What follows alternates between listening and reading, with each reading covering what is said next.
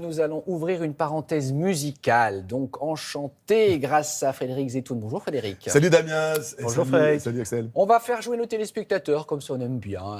Allez, par exemple, donc, si je vous dis le chanteur en question, 60 ans de carrière, c'est le premier indice. Axel.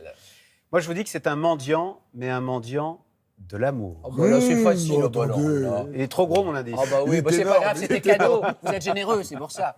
Un Enrico modèle d'amour qui Macias. donne beaucoup d'amour. Enrico Macias, ce soir, il est à l'Olympia, 27e Olympia, ce soir et demain. Ne cherchez pas à venir, c'est à guichet fermé, c'est complet. C'est vraiment, il n'y a plus une place ce soir. Enrico Macias, 60 ans de carrière, 60 ans d'exil, 60 ans effectivement, où il est parti avec sa guitare, où il a écrit Adieu mon pays sur le bateau qui l'a amené en France.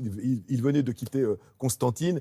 Gaston Grenassia, c'est son vrai nom, il n'a pas changé. C'est toujours ce même homme qui s'est toujours engagé pour la paix, qui a payé pour la paix. Honnêtement, il n'a pas fait. Ce n'est pas qu'une posture œcuménique comme ça. Et puis, alors, il faut savoir que ce 27e Olympia, il le savoure. D'abord, sont rares les artistes, 83 printemps quand même, qui fêtent leur 27e Olympia. Au départ, Bruno Cocatrix, le patron de l'Olympia, n'en voulait pas. Son premier Olympia, il faut remonter en 1964. Ce sont les compagnons de la chanson que seuls les plus de 20 ans peuvent connaître. C'était vraiment le premier grand... Vous êtes large avec 20 ans.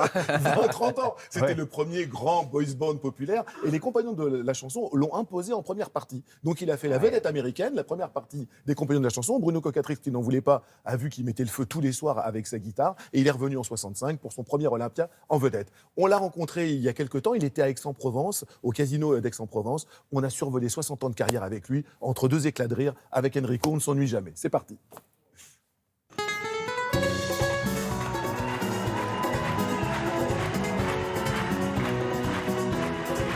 Enfant de tout pays, dans des moments, meurtri semer l'amour et lui donner la vie. Enrico, l'Olympia, c'est un peu devenu votre maison maintenant. Ah ben oui, moi je me sens bien dans la salle de mes débuts. Vous avez encore le trac lorsque vous passez devant le boulevard des Capucines et que vous voyez votre nom au fronton. Oui, j'ai le cœur qui palpite.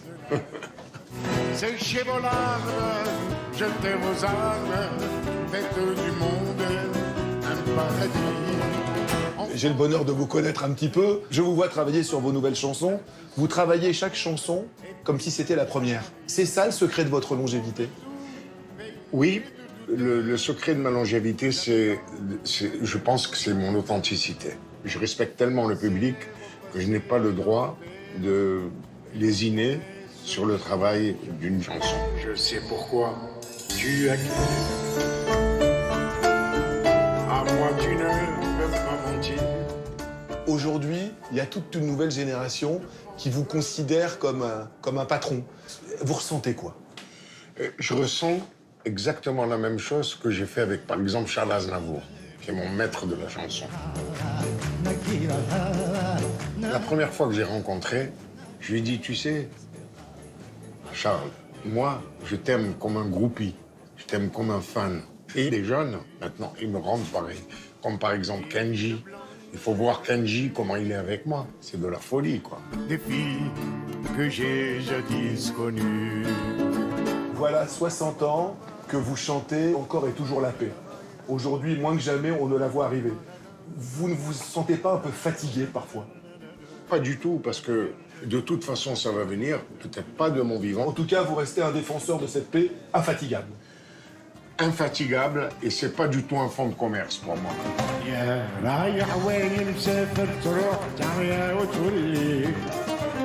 Enrico, 83 printemps, c'est quoi votre moteur aujourd'hui? Quand je me réveille le matin, ah tiens, j'ai une interview, tiens, j'ai un spectacle à préparer, tiens, si un jour j'ai plus ça, je vais aller au parc avec une canne, me reposer, et c'est tout, et puis je vais ressasser tous mes souvenirs.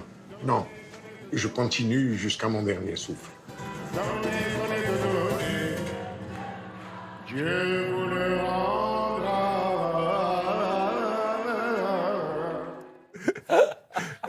Elle est pour vous, celle-là, Axel. Je sais que vous l'adorez, cette chanson. Mais pourtant, moi, j'avais acheté le 45 tours, mais c'est pas un peu daté, voilà, justement. Justement, pas du tout. Alors, c'est là le miracle, Enrico. D'abord parce que c'est un véritable artiste et qu'il n'a jamais triché. Aujourd'hui, toute une nouvelle génération, on l'a dit dans le sujet, le redécouvre, mais surtout une certaine presse assez branchouille, vous savez, ces presses un petit peu. Et bien là, il est devenu une véritable icône de ces presses-là. Mais vraiment, vraiment, les salles n'ont jamais été aussi remplies. Je vous le disais, ce week-end, c'est à guichet fermé. Alors, une bonne nouvelle pour les inconsolables qui ne pourront pas venir ce week-end. 16 avril prochain, le Palais des Congrès. Ce 16 avril prochain, donc en 2023. Enrico oui, dans un an. Dans un an. Il donne déjà rendez-vous à son public. Non, vraiment, la fête est toujours là. C'est quelqu'un d'authentique et je pense que l'authenticité, le public, on ne le trompe pas. Ça paye toujours. Et ça paye toujours. Il faut toujours être sincère à 100%. Merci beaucoup, Frédéric.